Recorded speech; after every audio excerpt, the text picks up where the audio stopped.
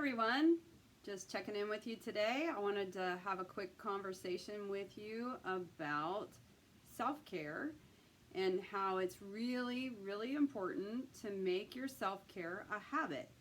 And I do this by having a morning routine and an evening routine. And I thought I'd talk to you a little bit today about my morning routine and my evening routine to give you some ideas.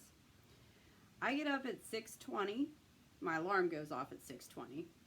I stay in my bed for 10 minutes and I visualize how my day is going to go, what I want to accomplish, in the future, and I also think about that cup of caffeine that's going to get me up out of bed. I'm out of bed by 6:30. I do the things. I go and sit on my couch and I meditate for 10 minutes using the Calm app on my phone. Once I'm done meditating for 10 minutes, I do a gratitude practice where I write down 3 things that I'm grateful for. And then I also note how I was feeling during my meditation and take any notes of any of ideas or anything like that that came up. I then go and make a cup of tea, because you gotta have that caffeine, and I drink 32 ounces of water.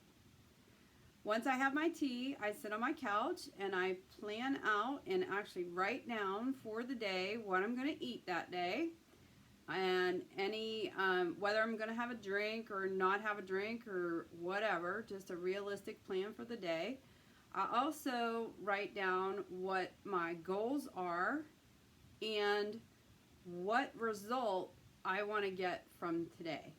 So if I want to write some content, I make sure that I write down some content or whatever. So I do that. I also write down what I'm working on in terms of my thoughts and how I want to feel, and any negative stuff that has come up for me, I get out.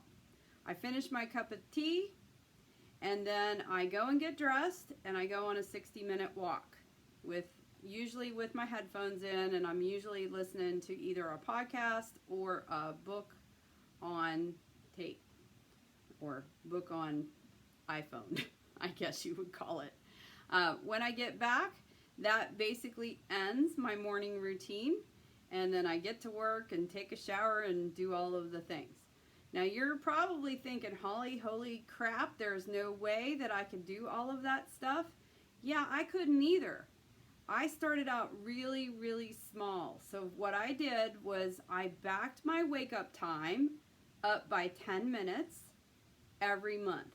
So I'd get up 10 minutes earlier, get good at it for a month, and then back it up another 10 minutes. And I'm still doing that because I like to be up early because I can get all my thinking in for the day and when my husband is still asleep.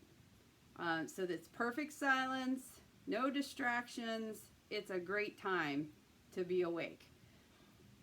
But I've always told myself that I'm not a morning person, and so I'm incrementally improving that by 1%. The other thing that I started doing literally was just writing down my food, right? And that was based on what my coach, Corinne Crabtree, told me. As a no BS woman, to make a realistic plan every day. So I started with that. I didn't start with goals. I didn't start with exercise. None of that. I just got up a little bit earlier, sat on my couch, made a plan, and went about my day. So I just tried to get 1% better all of the time. And you can do that too. As for my evening routine, that starts about 9 o'clock. So at 9 o'clock, I sit on my couch and I review my plan from the day. I look at what went well, what I need to improve, and how could I possibly get 1% better the next day. And that's it. I also do a quick journaling of what I'm thinking, how I showed up during the day, if there was anything that I did that I didn't like, what was I thinking when I did that. so on and so on. I just get it all out of my head. Because I feel like it's really important to get all of the things out of your head before you go to bed so that you can actually sleep at night. The other thing I do is I fill out my win chronicle. And so what did I do today that I was proud of? And I just write it down, because your brain's not going to go that way naturally. It's going to look at, here's what went wrong. So you really need to force yourself to look at what went right. I also avoid social media, my computer, anything with a screen except for my Kindle at night after 9:30. And then I'm generally in bed at 10 o'clock. I read for 10 to 15 minutes and I'm out like a light. And I sleep until the next morning at 6:20.